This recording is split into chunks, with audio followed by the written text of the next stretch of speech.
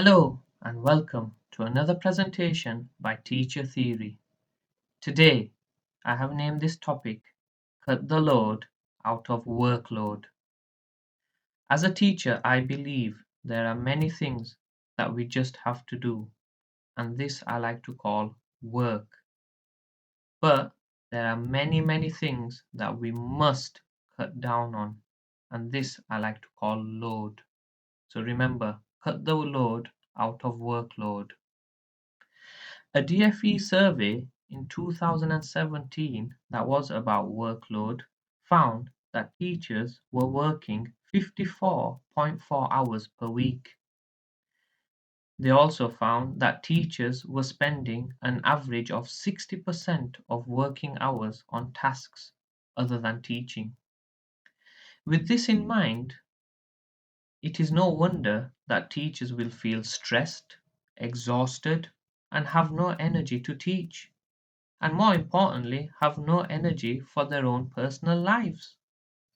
If 60% of working hours are spent on non teaching tasks, then what could those tasks be? Here are a few.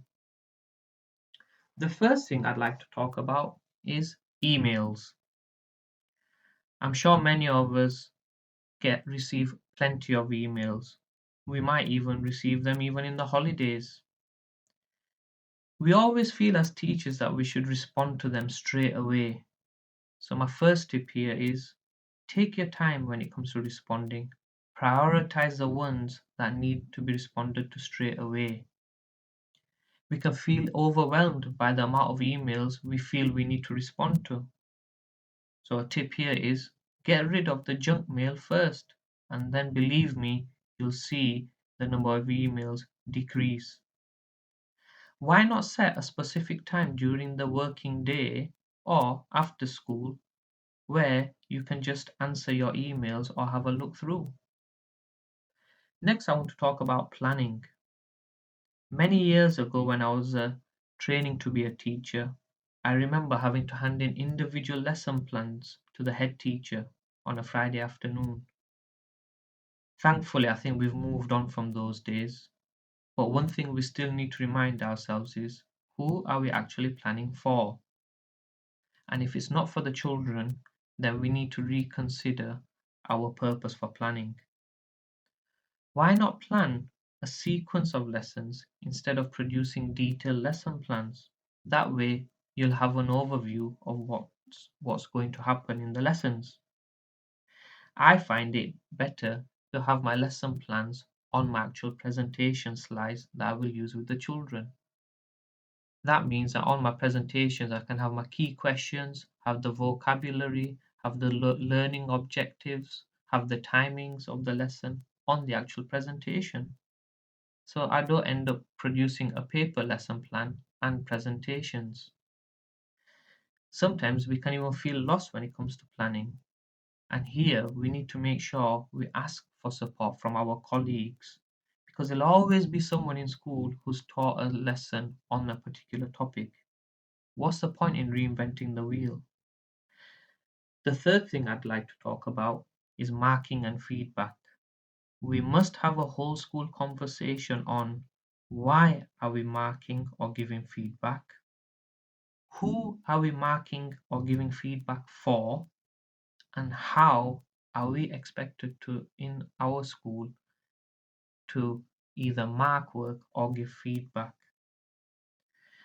Once we have this conversation, it'll help us realize that our feedback or marking should be done for the children and is to help the children progress or move on to the next sequence of learning. And I also believe we shouldn't spend longer than what the child actually did producing a particular piece of work. The final thing I'd like to talk about is delegation. Many of us, as teachers, do our own displays, or we are gluing and sticking work into the books after school, or photocopying work or printing out work first thing in the morning. We must realize that it's really important that we delegate certain tasks, and we shouldn't feel guilty when it comes to doing this because we have staff in school there who can easily do those tasks for us and enable us to have time left over either for ourselves to gather our thoughts or to actually do more productive things. Finally, I want to talk about lists. Like myself, I'm sure there's many of you who love making lists.